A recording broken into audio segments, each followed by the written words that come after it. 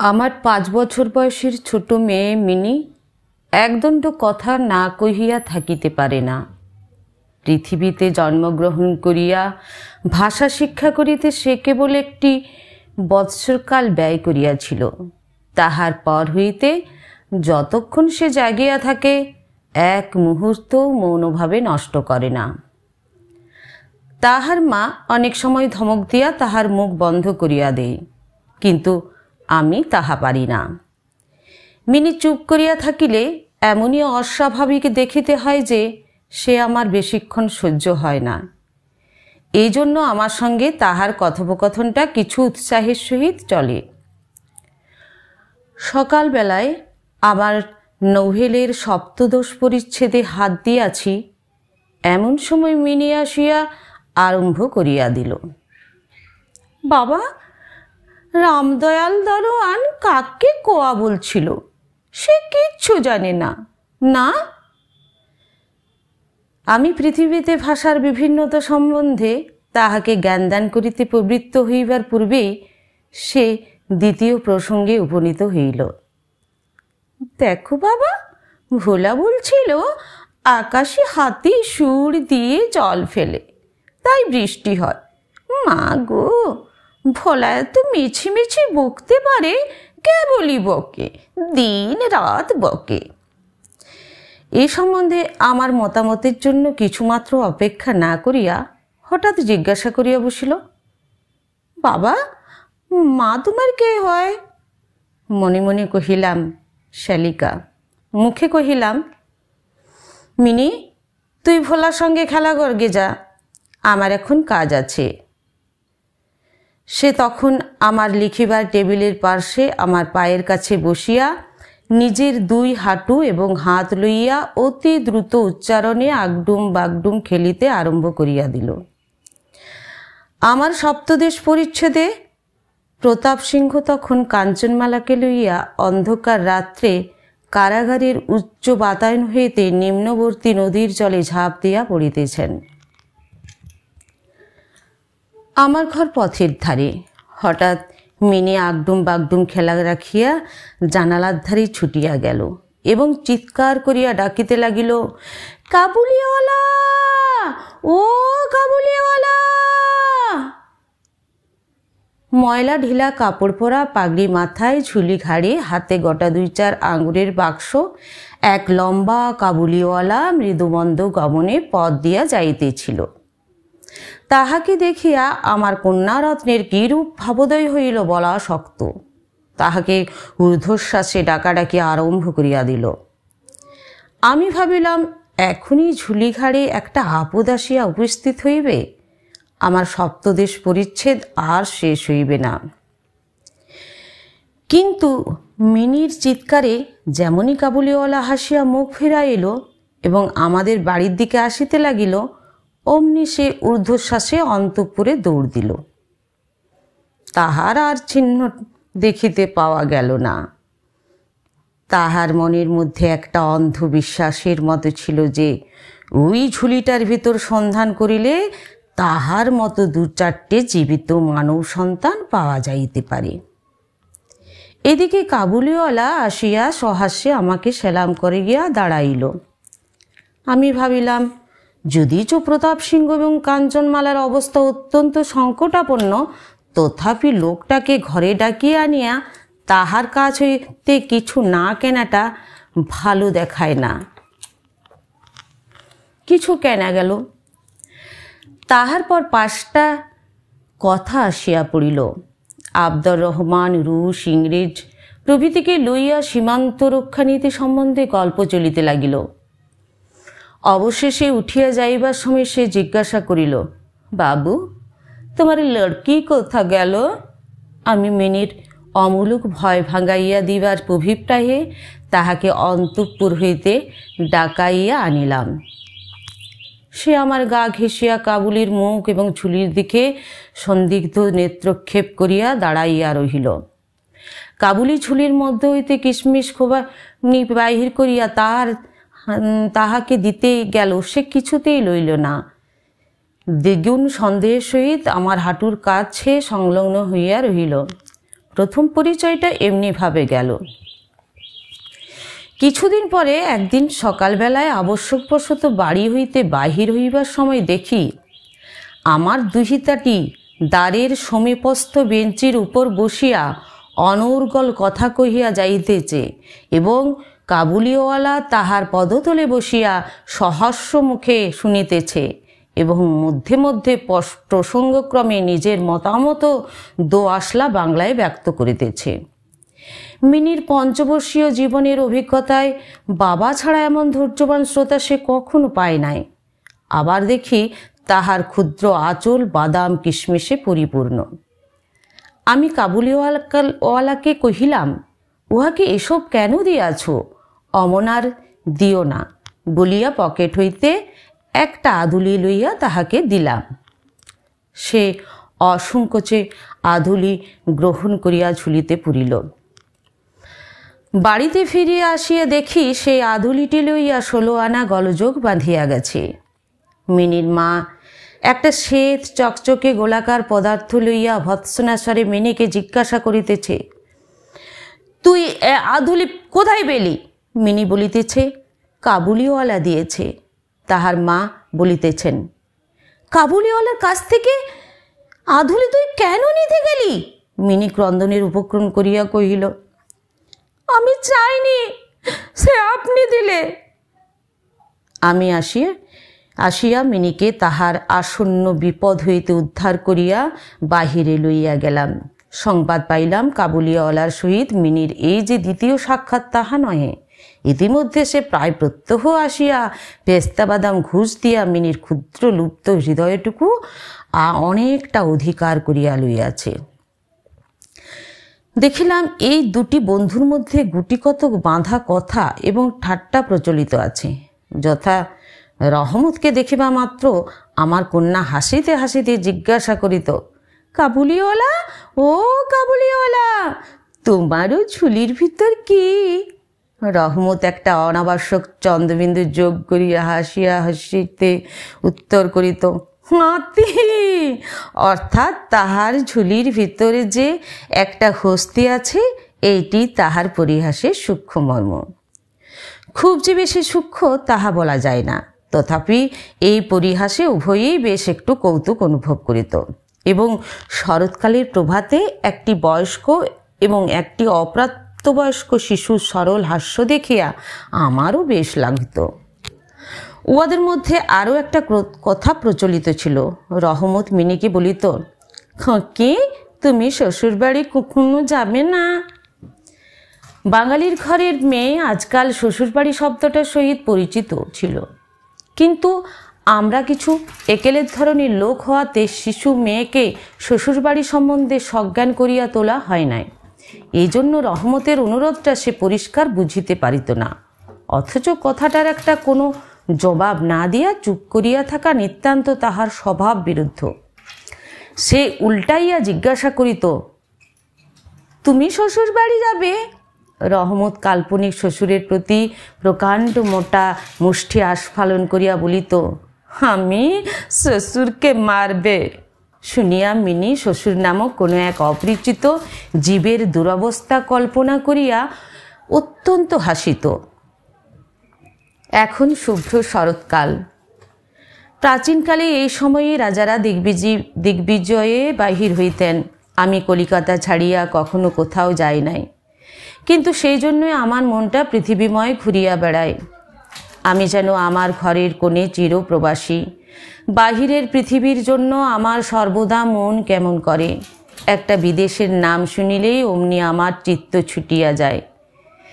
তেমনি বিদেশির লোক দেখিলে অমনি নদী পর্বত অরণ্যের মধ্যে একটা কুটিরের দৃশ্য মনে উদয় হয় এবং একটা উল্লাসপূর্ণ স্বাধীন জীবনযাত্রার কথা কল্পনায় জাগিয়া ওঠে। এদিকে আবার আমি এমনই উদ্ভিজ্জ প্রকৃতি যে আমার কোনটুকু ছাড়িয়া একবার বাহির হইতে গেলে মাথায় বজ্রাঘাত হয়। এই জন্য সকালবেলায় আমার ছোট ঘরে টেবিলের সামনে বসিয়া এই কাবুলির সঙ্গে গল্প করিয়া আমার অনেক ভ্রমণের কাজ হইত। দুই ধারে বন্ধুর দুর্গম দগ্ধ রক্তবর্ণ উচ্চ গিরিশ্রেণী, মধ্যে সংকীর্ণ মরুপথ, বোঝাই করা উষ্ট্রের শ্রেণী চলিয়াছে। পাকড়ি পরা বণিক ও বণিকেরা, পথিকেরা, কেহ বা উটের পরে, কেহ বা পদব্রজে, কাহারও হাতে বর্ষা, কাহারও হাতে সেকেলের চকমকি ঠোকা বন্দুক। কাবুলি মেঘমন্দ্র স্বরে ভাঙা বাংলায় স্বদেশের গল্প করিত, আর এই ছবি আমার চোখের সম্মুখ দিয়া চলিয়া যাইত। মিনির মা অত্যন্ত শঙ্কিত স্বভাবের লোক। রাস্তায় একটা শব্দ শুনিলে তাহার মনে হয় পৃথিবীর সমস্ত মাতাল আমাদের বাড়িটার বিশেষ লক্ষ্য করিয়া ছুটিয়া আসিতেছে। এই পৃথিবীটা সে সর্বত্রই চোর ডাকাত মাতাল সাপ বাঘ ম্যালেরিয়া শুঁয়োপোকা আরশোল এবং গোরার দ্বারা পরিপূর্ণ। এতদিন পৃথিবীতে বাস করিয়াও সে বিভীষিকার তাহার মন হইতে দূর হইয়া যায় নাই। রহমত কাবুলিওয়ালা সম্বন্ধে তিনি সম্পূর্ণ নিঃসংশয় ছিলেন না। তাহার প্রতি বিশেষ দৃষ্টি রাখিবার জন্য তিনি আমাকে বারবার অনুরোধ করিয়াছিলেন। আমি তাহার সন্দেহ হাসিয়া উড়াইয়া দিবার চেষ্টা করিলে তিনি পর্যায়ক্রমে আমাকে গুটি কতক প্রশ্ন করিলেন। কখনো কি কাহারও ছেলে চুরি যায় নাই? কাবুল দেশে কি দাস ব্যবসা প্রচলিত নাই? একজন প্রকাণ্ড কাবুলির পক্ষে একটি ছোট ছেলে চুরি করিয়া লইয়া যাওয়া একেবারে কি অসম্ভব? আমাকে মানিতে হইল। ব্যাপারটা যে অসম্ভব তাহা নয়, কিন্তু অবিশ্বাস্য। বিশ্বাস করিবার শক্তি সকলের সমান নহে। এই জন্য আমার স্ত্রী মনে ভয় রহিয়া গেল। কিন্তু তাই বলিয়া বিনা দোষে রহমতকে আমাদের বাড়িতে আসিতে নিষেধ করিতে পারিলাম না। প্রতি বৎসর মাঘ মাসের মাঝামাঝি রহমত দেশে চলিয়া যায়। এই সময়টা সমস্ত পাওনার টাকা আদায় করিবার জন্য সে বড় ব্যস্ত থাকে। বাড়ি বাড়ি ফিরিতে হয়, কিন্তু তবু একবার মিনিকে দর্শন দিয়া যায়। দেখিলে বাস্তবিক মনে হয় উভয়ের মধ্যে যেন একটা ষড়যন্ত্র চলিতেছে। সকালে যেদিন আসিতে পারে না, সেদিন দেখি সন্ধ্যার সময় আসিয়াছে। অন্ধকারে ঘরের কোণে সেই ঢিলে ঢালা পাজামা পরা সেই ঝোলাঝুলিওয়ালা লম্বা লোকটাকে দেখিলে বাস্তবিক হঠাৎ মনের ভিতরে একটা আশঙ্কা উপস্থিত হয়। কিন্তু যখন দেখি মিনি কাবুলিওয়ালা ও কাবুলিওয়ালা করিয়া হাসিতে হাসিতে ছুটিয়া আসে এবং দুই অসম বয়সী বন্ধুর মধ্যে পুরাতন সরল পরিহাস চলিতে থাকে, তখন সমস্ত হৃদয় প্রসন্ন হইয়া ওঠে। একদিন সকালে আমার ছোট ঘরে বসিয়া রূপশিট সংশোধন করিতেছি। বিদায় লইবার পূর্বে আজ 2-3 দিন হইতে শীতটা খুব কনকনে হইয়া উঠিয়াছে। চারিদিকে একেবারে হিহিকার পড়িয়া গেছে। জানালা ভেদ করিয়া সকালের রৌদ্রটি টেবিলের নিচে আমার পায়ের উপর আসিয়া পড়িয়াছে। সেই উত্তাপটুকু বেশ মধুর বোধ হইতেছে। বেলা বোধ করি 8টা হইবে। মাথায় গলাবন্ধ জড়ানো উষাচরণগণ প্রাতঃভ্রমণ সমাধা করিয়া প্রায় সকলে ঘরে ফিরিয়া আসিয়াছে। এমন সময় রাস্তায় ভারী একটা গোল শোনা গেল। চাহিয়া দেখি আমাদের রহমতকে 2 পাহারাওয়ালা বাঁধিয়া লইয়া আসিতেছে। তাহার পশ্চাতে কৌতূহলী ছেলের দল চলিয়াছে। রহমতের গাত্রবস্ত্রে রক্তচিহ্ন একজন পাহারাওয়ালার হাতে রক্তাক্ত ছড়া। আমি দ্বারের বাহিরে গিয়া পাহারাওয়ালাকে দাঁড় করাইলাম। জিজ্ঞাসা করিলাম, ব্যাপারটা কি? কিয়দংশ তাহার কাছে, কিয়দংশ রহমতের কাছে শুনিয়া জানিলাম যে আমাদের প্রতিবেশী একজন লোক রামপুরি চাদরের জন্য রহমতের কাছে কিঞ্চিৎ ধারিত। মিথ্যাপূর্বক সেই দেনা সে অস্বীকার করে এবং তাহাই লইয়া বস্যা করিতে করিতে রহমত তাহাকে এক ছুরি বসাইয়া দিয়াছে। রহমত সেই মিথ্যাবাদীর উদ্দেশ্যে নানা রূপ অশ্রাব্য গালি দিতেছে। এমন সময় কাবুলিওয়ালা ও কাবুলিওয়ালা করিয়া ডাকিতে ডাকিতে মিনি ঘর হইতে বাহির হইয়া আসিল। রহমতের মুখ মুহূর্তের মধ্যে কৌতুক হাস্যে প্রফুল্ল হইয়া উঠিল। তাহার স্কন্ধে আজ ঝুলি ছিল না, সুতরাং ঝুলি সম্বন্ধে তাহাদের অভ্যস্ত আলোচনা হইতে পারিল না। মিনি একেবারে তাহাকে জিজ্ঞাসা করিল, তুমি শ্বশুর বাড়ি যাবে? রহমত হাসিয়া কহিল, সেখানেই যাচ্ছে। দেখিল উত্তরটা মিনির হাস্যজনক হইল না। তখন হাত দেখাইয়া বলিল, শ্বশুরাকে মারিতাম, কিন্তু কি করিব, হাত বাঁধা। সাংঘাতিক আঘাত করার অপরাধে কয়েক বৎসর রহমতের কারাদণ্ড হইল। তাহার কথা এক প্রকার ভুলিয়া গেলাম। আমরা যখন ঘরে বসিয়া চিরা অভ্যস্ত মতো নিত্য কাজের মধ্যে দিনের পর দিন কাটাইতাম, তখন একজন স্বাধীন পর্বতচারী পুরুষ কারাপ্রাচীরের মধ্যে যে কেমন করিয়া বর্ষ যাপন করিতেছে তাহা আমাদের মনে উদয় হইত না। আর চঞ্চল হৃদয় মিনির আচরণ যে অত্যন্ত লজ্জাজনক তাহার বাপকেও স্বীকার করিতে হয়।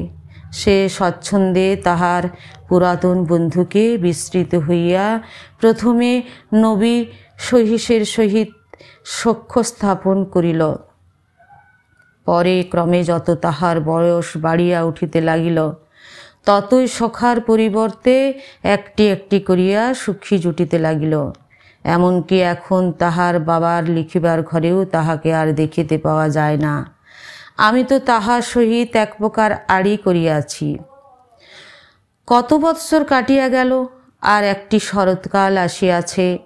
আমার মিনির বিবাহের সম্বন্ধ স্থির হইয়াছে। পূজার ছুটির মধ্যে তাহার বিবাহ হইবে। কৈলাসবাসিনীর সঙ্গে সঙ্গে আমার ঘরের আনন্দময়ী পিতৃভবন অন্ধকার করিয়া প্রতিগৃহে যাত্রা করিবে। প্রভাতটি অতি সুন্দর হইয়া উদয় হইয়াছে। বর্ষার পরে এই শরতের নূতন ধৌতরৌদ্র যেন সহাগায় গোলানো নির্মল সোনার মতো রং ধরিয়াছে। এমনকি কলিকাতার গলির ভিতরকার ইষ্টকজ জর্জর অপরিচ্ছন্ন ঘেঁষাঘেঁষি বাড়িগুলিও উপরেও এই রৌদ্রের আভা একটি অপরূপ লাবণ্য বিস্তার করিয়াছে। আমার ঘরে আজ রাত্রি শেষ হইতে না হইতেই সানাই বাজিতেছে। সে বাঁশি যেন আমার বুকের পঞ্জরের হাড়ের মধ্য হইতে কাঁদিয়া কাঁদিয়া বাজিয়া উঠিতেছে। করুণ ভৈরবীর আগ্নিতে আমার আসন্ন বিচ্ছেদ ব্যথাকে শরতের রৌদ্রের সহিত সমস্ত বিশ্বজগৎময় ব্যক্ত করিয়া দিতেছে। আজ আমার মিনির বিবাহ। সকাল হইতে ভারী গোলমাল, লোকজনের আনাগোনা। উঠানে বাঁশ বাঁধিয়া পাল খাটানো হইতেছে। বাড়ির ঘরে ঘরে এবং বারান্দায় ঝাড় টাঙাইবার ঠুংঠাং শব্দ উঠিতেছে। হাঁকডাকের সীমা নাই। আমি আমার লিখিবার ঘরে বসিয়া হিসাব দেখিতেছি। এমন সময় রহমত আসিয়া সেলাম করিয়া দাঁড়াইল। আমি প্রথমে তাহাকে চিনিতে পারিলাম না। তাহার সেই ঝুলি নাই, তাহার সে লম্বা চুল নাই, তাহার শরীরে পূর্বের মতো সে তেজ নাই। অবশেষে তাহার হাসি দেখিয়া তাহাকে চিনিলাম। কহিলাম, কি রে রহমত, কবে আসিলি? সে কহিল, কাল সন্ধেবেলা জেল হইতে খালাস পাইয়াছি। কথাটা শুনিয়া কেমন কানে খট করিয়া উঠিল। কোনো খুনিকে কখনো প্রত্যক্ষ দেখি নাই। ইহাকে দেখিয়া সমস্ত অন্তঃকরণ যেন সংকুচিত হইয়া গেল। আমার ইচ্ছা করিতে লাগিল, আজিকার এই শুভ দিনে এ লোকটা এখান হইতে গেলেই ভালো হয়। আমি তাহাকে কহিলাম, আজ আমাদের বাড়িতে একটা কাজ আছে, আমি কিছু ব্যস্ত আছি, তুমি আজ যাও। কথাটা শুনিয়াই সে তৎক্ষণাৎ চলিয়া যাইতে উদ্যত হইল। অবশেষে দরজার কাছে গিয়া একটু ইতস্তত করিয়া কহিল, খঁকিকে একবার দেখিতে পাইব না? তাহার মনে বুঝি বিশ্বাস ছিল মিনি সেইভাবেই আছে। সে যেন মনে করিয়াছিল মিনি আবার সেই পূর্বের মতো কাবুলিওয়ালা, ও কাবুলিওয়ালা করিয়া ছুটিয়া আসিবে। তাহাদের সে অত্যন্ত কৌতুকাবহ পুরাতন হাস্য আলাপের কোনো রূপ পাত্যই হইবে না। এমনকি পূর্ব বন্ধুত্ব স্মরণ করিয়া সে এক বাক্স আঙ্গুর ও কাগজের মোড়কে কিঞ্চিত কিশমিশ বাদাম বোধ করি কোনো স্বদেশীয় বন্ধুর নিকট হইতে চাহিয়া চিন্তিয়া সংগ্রহ করিয়া আনিয়াছিল। তাহার সে নিজের ঝুলিটি আর ছিল না। আমি কহিলাম, আজ বাড়িতে কাজ আছে, আজ আর কাহারও সহিত দেখা হইতে পারিবে না। সে যেন কিছু ক্ষুণ্ণ হইল, স্তব্ধভাবে দাঁড়াইয়া একবার স্থির দৃষ্টিতে আমার মুখের দিকে চাহিল। তারপরে বাবু সেলাম বলিয়া দ্বারের বাহির হইয়া গেল। আমার মনে কেমন একটু ব্যথা বোধ হইল। মনে করিতেছি তাহাকে ফিরিয়া ডাকিব, এমন সময় দেখি সে আপনি ফিরিয়া আসিতেছে। কাছে আসিয়া কহিল, এই আঙ্গুর এবং কিঞ্চিত বাদাম খুকির জন্য আনিয়াছিলাম, তাহাকে দিবেন। আমি সেগুলো লইয়া দাম দিতে উদ্যত হইলে সে হঠাৎ আমার হাত চাপিয়া ধরিল, কহিল, আপনার বহুত দয়া, আমার চিরকাল স্মরণ থাকিবে, আমাকে পয়সা দিবেন না। বাবু, তোমার যেমন একটি লড়কি আছে, তেমনি দেশে আমার একটি লড়কি আছে। আমি তাহারই মুখখানি স্মরণ করিয়া তোমার খকির জন্য কিছু কিছু মেওয়া হাতে লইয়া আসি। আমি তো সৌদা করিতে আসি নাই। এ বলিয়া সে আপনার মস্ত ঢিলা জামাটার ভিতর হইতে হাত চালাইয়া দিয়ে বুকের কাছ থেকে এক টুকরো ময়লা কাগজ বাহির করিল। বহু সযত্নে ভাঁজ খুলিয়া দুই হস্তে তাহার টেবিলের উপর মিলিয়া ধরিল। দেখিলাম কাগজের উপর একটি ছোট হাতের ছাপ, ফটোগ্রাফ নহে, তেলির ছবি নয় হে। হাতে খানিকটা ভূষা মাখাইয়া কাগজের উপর তাহার চিহ্ন ধরিয়া লইয়াছে। কন্যার এই স্মরণচিহ্নটুকু বুকের কাছে লইয়া রহমত প্রতি বৎসর কলিকাতায় রাস্তায় মেওয়া বেচিতে আসে। যেন সেই সুকোমল ক্ষুদ্র শিশু হস্তটুকুর স্পর্শখানি তাহার বিরাট বিরহী বক্ষের মধ্যে সুধা সঞ্চার করিয়া রাখে। দেখি আমার চোখ ছলছল করিয়া আসিল। তখন সে যে একজন কাবুলি মেওয়াওয়ালা, আর আমি যে একজন বাঙালি সম্ভ্রান্ত বংশীয়, তাহা ভুলিয়া গেলাম। তখন বুঝিতে পারিলাম সেও যে, আমিও সে। সেও পিতা, আমিও পিতা। তাহার পর্বত গৃহবাসিনী ক্ষুদ্র পার্বতীর সেই হস্তচিহ্ন আমারই মিনিকে স্মরণ করাইয়া দিল। আমি তৎক্ষণাৎ তাহাকে অন্তঃপুর হইতে ডাকাইয়া পাঠাইলাম। অন্তঃপুরে ইহাতে অনেক আপত্তি উঠিয়াছিল, কিন্তু আমি কিছুতে কর্ণপাত করিলাম না। রাঙা চেলি পরা, কপালে চন্দন আঁকা বধূবেশিনী মিনি সলজ্জভাবে আমার কাছে আসিয়া দাঁড়াইল। তাহাকে দেখিয়া কাবুলিওয়ালা প্রথমটা থতমত খাইয়া গেল। তাহাদের পুরাতন আলাপ মাইতে পারিল না। অবশেষে হাসিয়া কহিল, খকি, তুমি শ্বশুর বাড়ি যাবিস? মিনি এখন শ্বশুর বাড়ি অর্থ বোঝে। এখন আর সে পূর্বের মতো উত্তর দিতে পারিল না। রহমতের প্রশ্ন শুনিয়া লজ্জায় আরক্ত হইয়া মুখ ফিরাইয়া দাঁড়াইল। কাবুলিওয়ালার সহিত মিনির যেদিন প্রথম সাক্ষাৎ হইয়াছিল, আমার সেই দিনের কথা মনে পড়িল। মনটা কেমন ব্যথিত হইয়া উঠিল। মিনি চলিয়া গেলে একটা গভীর দীর্ঘ নিঃশ্বাস ফেলিয়া রহমত মাটিতে বসিয়া পড়িল। সে হঠাৎ স্পষ্ট বুঝিতে পারিল তাহার মেয়েটিও ইতিমধ্যে এরূপ বড় হইয়াছে। তাহার সঙ্গেও আবার নতুন আলাপ করিতে হইবে। তাহাকে ঠিক পূর্বের মতো তেমনটি আর পাইবে না। এই 8 বৎসর তাহার কি হইয়াছে তাই বা কে জানে। সকালবেলায় শরতের স্নিগ্ধ রৌদ্র কিরণের মধ্যে সানাই বাজিতে লাগিল। রহমত কলিকাতার এক গলির ভিতর বসিয়া আফগানিস্তানের এক মরু পর্বতের দৃশ্য দেখিতে লাগিল। আমি একখানি নোট লইয়া তাহাকে দিলাম। বলিলাম, রহমত, তুমি দেশে তোমার মেয়ের কাছে ফিরিয়া যাও। তোমাদের মিলন সুখে আমার মিনির কল্যাণ হোক। এই টাকাটা দান করিয়া হিসাব হইতে উৎসব সমারোহের 2-1 অঙ্গ ছাটিয়া দিতে হইল। যেমন মনে করিয়াছিলাম তেমন করিয়া ইলেকট্রিক আলো জ্বালাইতে পারিলাম না। গড়ের বাদ্যও আসিল না। অন্তঃপুরে মেয়েরা অত্যন্ত অসন্তোষ প্রকাশ করিতে লাগিলেন। কিন্তু মঙ্গল আলোকে আমার শুভ উৎসব উজ্জ্বল হইয়া উঠিল।